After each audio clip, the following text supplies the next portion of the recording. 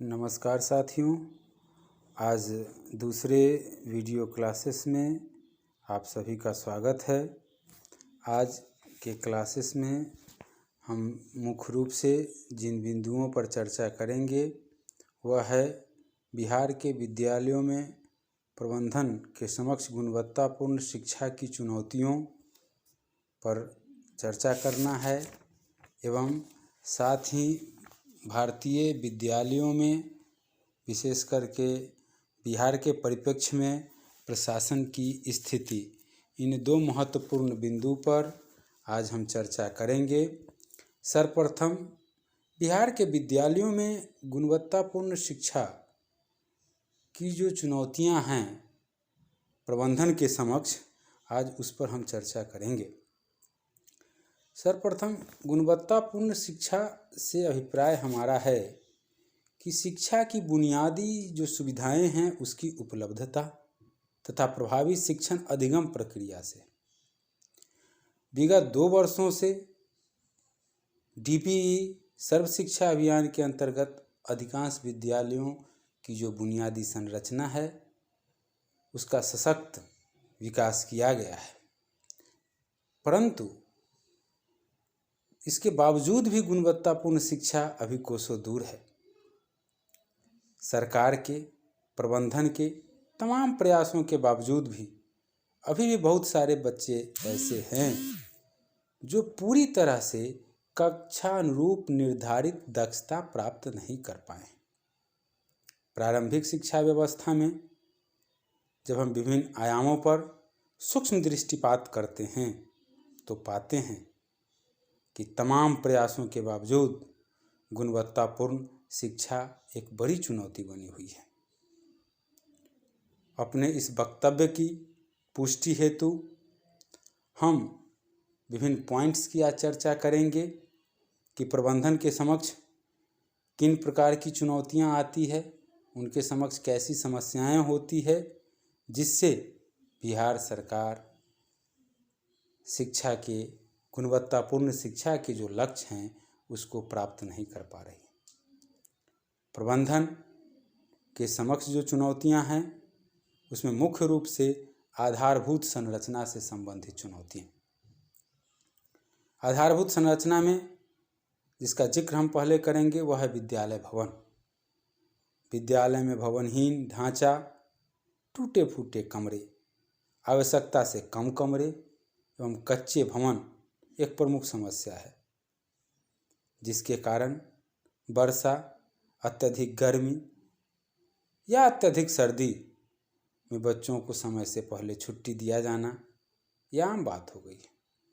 इससे शैक्षणिक माहौल बुरी तरह प्रभावित होते हैं। साथियों, नवादा, नालंदा और प्रमुख कुछ जिलों का एक सर्वे रिपोर्ट आया था। उस रिपोर्ट में यह पाया गया कि बच्चे बाहर, कुछ बच्चे बरामदे पर, कुछ पेड़ के नीचे आज भी अध्ययन करने को मजबूर हैं। ये आधारहीन संरचना की कमी, विद्यालय भवन की कमी, इससे प्रबंधन उस लक्ष्य को, गुणवत्तापूर्ण जो लक्ष्य है उस लक्ष्य को प्राप्त नहीं कर पा रहा है। शौचालयों का अभाव, प्रायः विद्यालयों में शौचालयों का अभाव देखने को मिलता है। यदि विद्यालय में शौचालय है भी तो बंद पड़ा हुआ है, रख रखाव की व्यवस्था नहीं है, जिसके कारण बच्चों और शिक्षिकाओं को विशेष रूप से परेशानियों का सामना करना पड़ता है। मैं स्वयं अपने विद्यालय का जिक्र करूं तो 9वीं से 12वीं तक की कक्षाएं लगती है।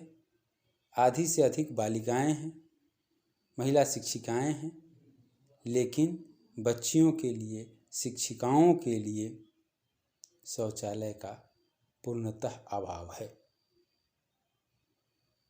पीने के पानी का अभाव। सर्व शिक्षा अभियान के अंतर्गत विभिन्न प्रयास हो रहे हैं विद्यालयों में पानी की उपलब्धता बने, लेकिन स्थिति यह है कि आज भी पीने के पानी की अनुपलब्धता बनी हुई है, जो एक गंभीर समस्या है। खराब चापाकल के मरम्मत करवाने का जो प्रभावशाली तंत्र विकसित होना चाहिए वह नहीं हो पा रहा है। बच्चे को लौहयुक्त पानी पीने को अभिशप्त है पीना पड़ रहा है। बहुत कम विद्यालयों में आज भी बच्चे को स्वच्छ साफ पानी पीने को मिल पा रहा है। इससे गुणवत्ता प्रभावित होती है निश्चित रूप से। ये जो समस्याएं हैं, इसके साथ साथ हम यह देखते हैं कि प्रारंभिक विद्यालयों में तो खेल सामग्री, मैदान, खेल शिक्षक, इनका पूर्णतः अभाव है। बच्चों के शारीरिक विकास की बात करते हैं, ऑलराउंड डेवलपमेंट की बात करते हैं, लेकिन बच्चे खेल से कोसों दूर हैं। ये आधारभूत संरचना से संबंधित चुनौतियां बिहार के परिप्रेक्ष्य में, प्रबंधन के परिप्रेक्ष्य में देखने को मिलता है। फिर हम आते हैं शिक्षक संबंधी चुनौतियों का जिक्र करते हैं। शिक्षा के अधिकार अधिनियम के प्रावधान के अनुसार प्रारंभिक विद्यालयों में शिक्षक और छात्र का अनुपात 1:30 का होना चाहिए है, परंतु बिहार के परिप्रेक्ष्य में जब हम इसका अध्ययन करते हैं तो 1:80 तक का रहा है। यह स्थिति आज हमारे बिहार की है। तो शिक्षक के समक्ष यह निश्चित रूप से चुनौती है। जहां अनुपात 1:30 का होना चाहिए, वहां यह अनुपात 1:80 का है, कहीं कहीं इससे अधिक है। और इसका परिणाम क्या होता है कि बहुकक्षीय शिक्षण बिहार में चल रहा है। बहुकक्षीय शिक्षण क्या है? बिहार में कहीं कहीं यह देखने को मिलता है कि 30 से या उससे कम बच्चे पर भी 2-3 शिक्षक हैं। तो कहीं कहीं 300, 400, 500 तक के बच्चों की संख्या है और शिक्षक वहाँ भी 2-3 ही हैं।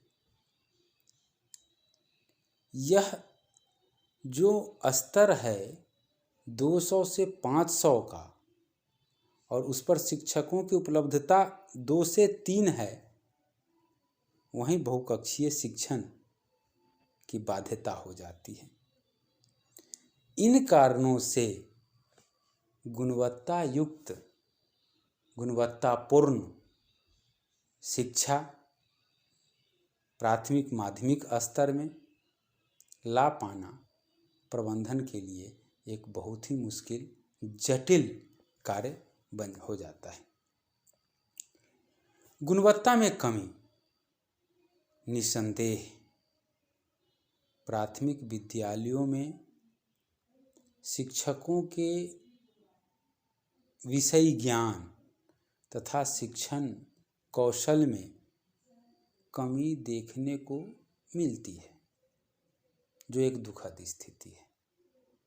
सर्व शिक्षा अभियान, विभिन्न प्रशिक्षण के द्वारा प्रबंधन यह प्रयास करता है कि शिक्षकों में कौशल वृद्धि किया जाए, विषय ज्ञान, भाषाई ज्ञान लाई जाए, लेकिन आशातीत सफलता नहीं प्राप्त होना यह एक दुखद स्थिति है।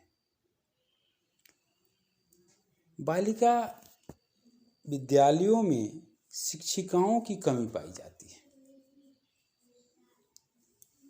विभिन्न प्रोजेक्ट विद्यालय हैं, लड़कियों के लिए विशेष विद्यालय हैं। उन विद्यालयों में पुरुष शिक्षक कार्य कर रहे होते हैं, महिला शिक्षिकाओं की उपलब्धता कम रहती है। जो प्रबंधन के लिए चुनौती है, शिक्षकों के समक्ष भी चुनौती है। हम शिक्षण अधिगम सामग्री TLM की बात करते हैं। इसका उपयोग में नहीं लाया जाना या बहुत कम इसका उपयोग करना, यह भी एक बहुत बड़ी चुनौती है। प्रारंभिक विद्यालयों में शिक्षकों की हित की रक्षा के लिए बिहार में कई तरह के संघ संगठित हैं जो केवल अपने अधिकारों की चिंता करते हैं। विद्यालय का जो शैक्षणिक माहौल है उसका निर्माण करना, शिक्षण अधिगम कार्य को महत्व नहीं देना, सिर्फ अपने अधिकारों के लिए लड़ना, यह गुणवत्तापूर्ण शिक्षा में कमी लाता है। लक्ष्य को प्राप्त करने में कठिनाई होती है। निश्चित रूप से अब हम शिक्षार्थी संबंधी चुनौतियों का जिक्र करेंगे। बिहार जैसे पिछड़े राज्य में गरीबी एक बहुत बड़ा कारण है शिक्षार्थी के समक्ष, विद्यार्थी के समक्ष।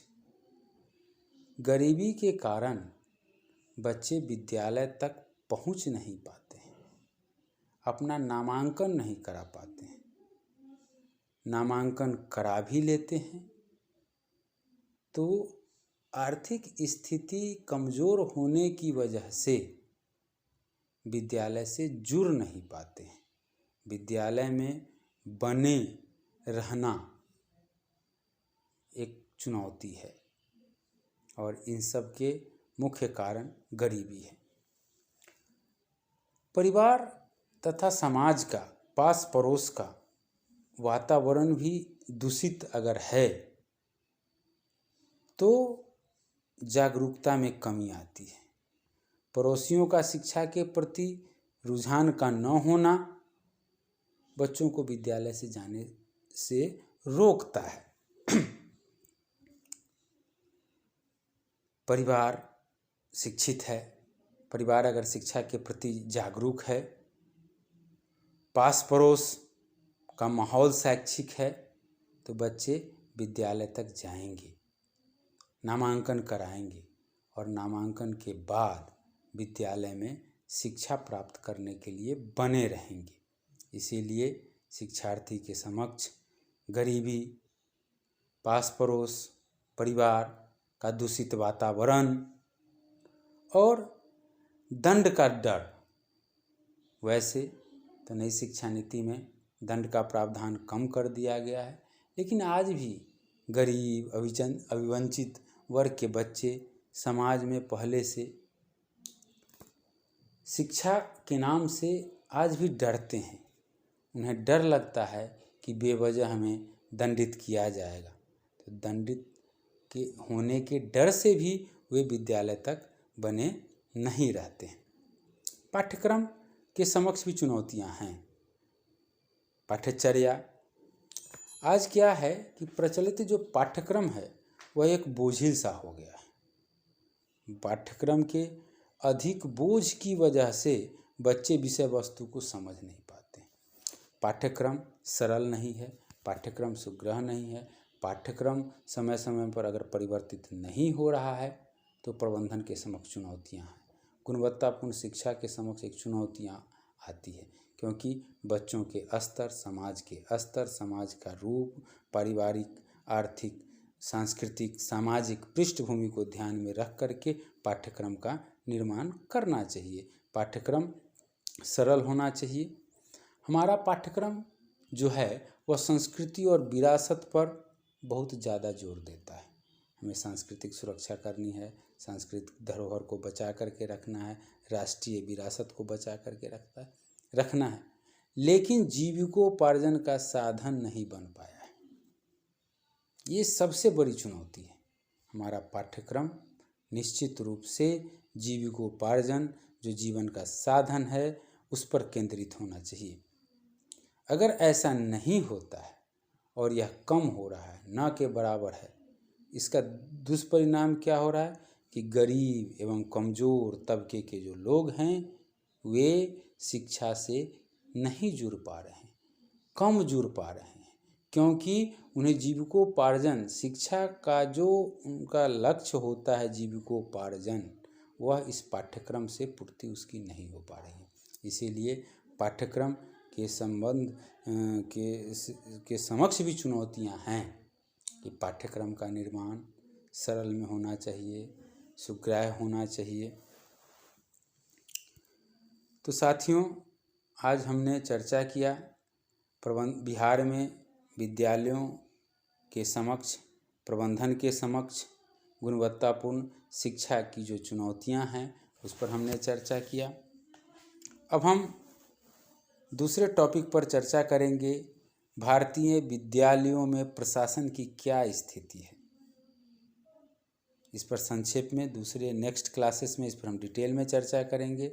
संक्षेप में हम आज यह बता दें कि हमारा वर्तमान जो देश है भारत, यह प्रजातांत्रिक देश है, लेकिन देश की जो राजनीतिक व्यवस्था है उसमें कहीं कहीं हमें अप्रजातांत्रिक तत्व को भी देखने को मिलता है। हम सिद्धांत रूप में बड़ी ऊंची ऊंची और आदर्श की बातें करते हैं और व्यवहार में आते आते हम उनके प्रति उदासीन होकर विभिन्न विद्यालयों में मनचाहे ढंग से प्रशासन को मोड़ देते हैं। किन्हीं किन्हीं शिक्षण संस्थानों में तो यहाँ तक देखने को मिलता है कि जो हमारे प्रजातंत्र के सिद्धांत हैं, जिसमें आप जानते हैं समानता, स्वतंत्रता, न्यायप्रियता, भ्रातृत्व, लचीलापन, समायोजनशीलता के विरुद्ध हमें देखने को मिलता है। ऐसी संस्थाओं में कठोर नियंत्रण, केंद्रीयता, सेंट्रलाइजेशन, स्वार्थपरता और कहीं तो तानाशाही की बू भी आती है। भारत में, बिहार में भी शिक्षा जो प्रशासन है, इनको हम मुख्य रूप से 4 लेवल में बांटते हैं: राजकीय प्रशासन, स्वशासी संस्थाएं, निजी प्रबंधन एवं व्यक्तिगत। राजकीय प्रशासन के अंतर्गत क्या आते हैं? राजकीय विद्यालय, प्राथमिक विद्यालय, अन्य सारे विद्यालय जिनकी नियुक्ति सरकार के द्वारा होती है, उनका जो सेवा शर्त होता है वो सरकार के द्वारा निर्धारित होता है, उनके वेतन भत्ते एवं सुविधाएं सरकार के द्वारा निर्धारित होती है। एसेट एंड लायबिलिटीज जो है वह टोटल गवर्नमेंट का होता है, ये राजकीय प्रशासन के अंतर्गत आते हैं।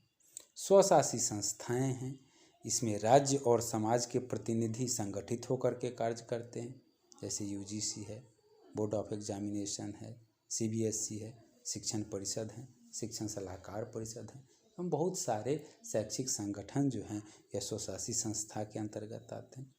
कुछ निजी प्रबंधन भी हैं। सोसाइटी और रजिस्ट्रेशन एक्ट 1821 जो था, इसके अधीन पंजीकृत संस्थाएं और जो सदस्य द्वारा राज्य द्वारा निर्धारित नीतियों के अनुसार शिक्षा व्यवस्थाएं करती है। अंतिम जो आपका है व्यक्तिगत, विशेष प्रकार की शिक्षा देने के लिए बहुत सारे निजी प्रयास किए जाते हैं। इसके अंतर्गत बहुत सारे विद्यालय खोले जाते हैं, इस पर सरकार का नियंत्रण नहीं होता है। कोचिंग सेंटर है, मोंटेसरी स्कूल है, प्रेप स्कूल है, नर्सरी स्कूल है, बहुत सारे पब्लिक स्कूल हैं। ये सारे स्वाधीन घोषित संस्थाएं आती है, जिसे हम व्यक्तिगत रूप में हम कह सकते हैं व्यक्तिगत। तो आज के क्लासेस में अभी जो हमने संक्षेप में चर्चा किया, भारत में समाज शिक्षा प्रशासन को कितने में बांटा गया है, तो 4 में है: राजकीय प्रशासन, स्वशासी संस्थाएं, निजी प्रबंधन एवं व्यक्तिगत।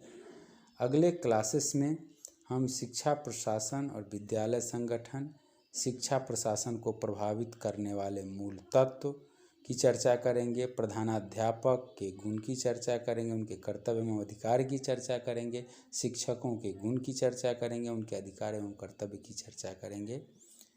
आज के क्लास के लिए इतना काफ़ी है। धन्यवाद।